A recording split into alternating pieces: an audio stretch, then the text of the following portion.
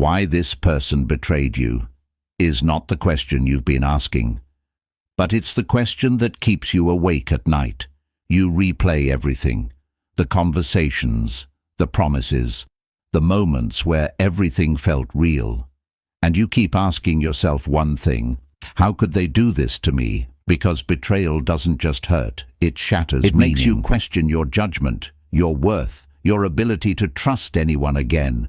And the worst part, it didn't happen all at once. It happened slowly, in silence, in distance, in small changes you noticed but ignored, until one day, the truth became impossible to avoid. But here's what no one tells you: betrayal is rarely about hatred. It's about psychology. As Carl Jung once said, everything that irritates us about others can lead us to an understanding of ourselves. And maybe this pain you're carrying isn't just about them. Maybe it's about what they awakened inside you. Because betrayal doesn't just reveal who they are, it reveals what you were willing to ignore. And today, we are going to go deeper than pain, deeper than anger, deeper than blame. We are going to uncover the psychological truth behind betrayal and why it had to happen the way it did. Betrayal was not sudden, it was ignored reality. The first betrayal didn't come from them, it came from the moment you ignored your intuition.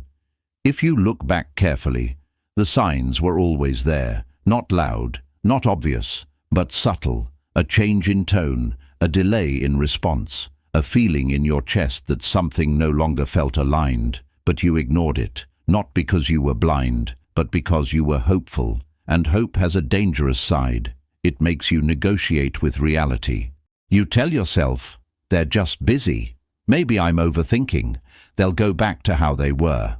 But deep down, your intuition already knew. As Friedrich Nietzsche suggested, humans often choose comforting illusions over uncomfortable truths.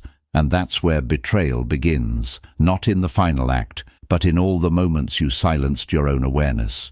You didn't just trust them, you trusted potential, and potential is dangerous because it doesn't exist in reality. It exists in imagination. Think of it like this: you're holding a glass that slowly develops cracks. At first, it still holds water, so you ignore the cracks. But over time, pressure builds until one day, it breaks completely, and suddenly you say, I didn't see it coming, but you did. You just didn't want to accept it. And this is the first psychological truth of betrayal.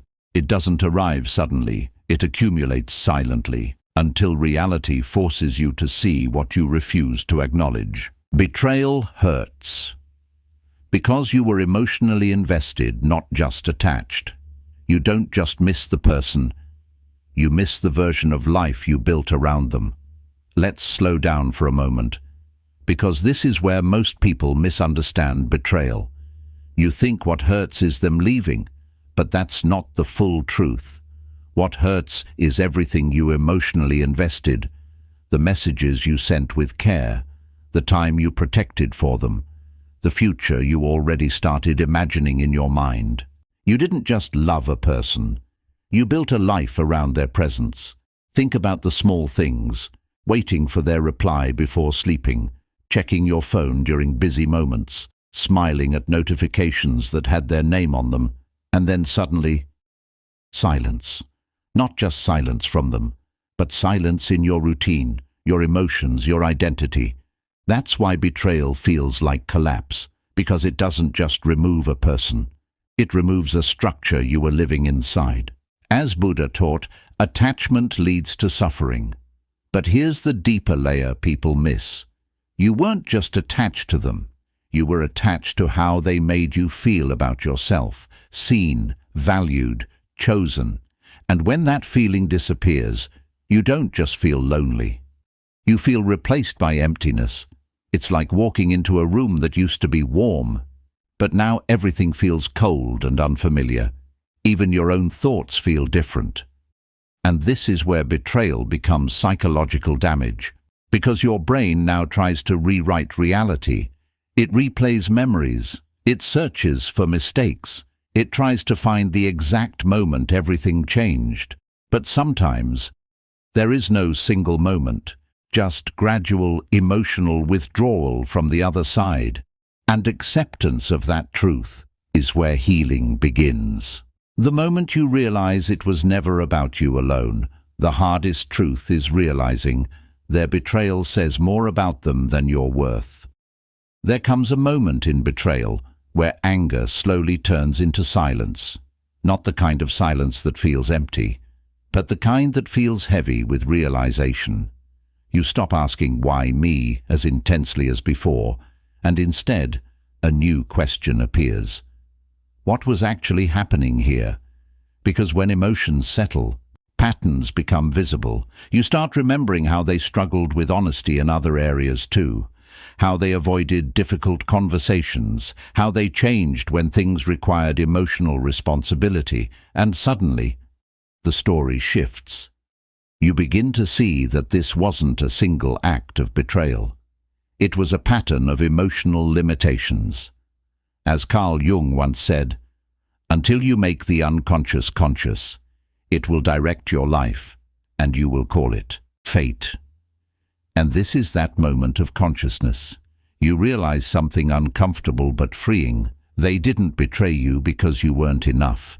They betrayed you because they were not capable of holding what you offered. Think about it.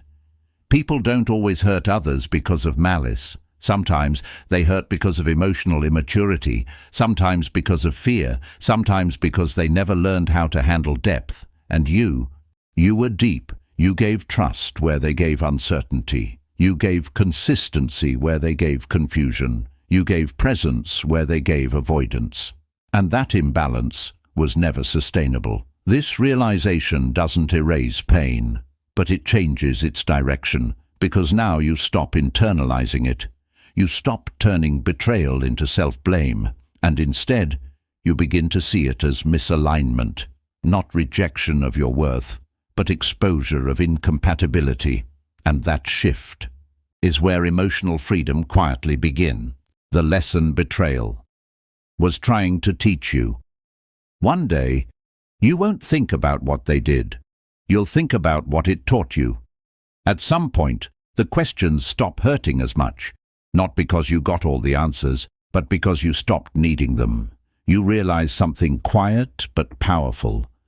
Closure doesn't always come from them.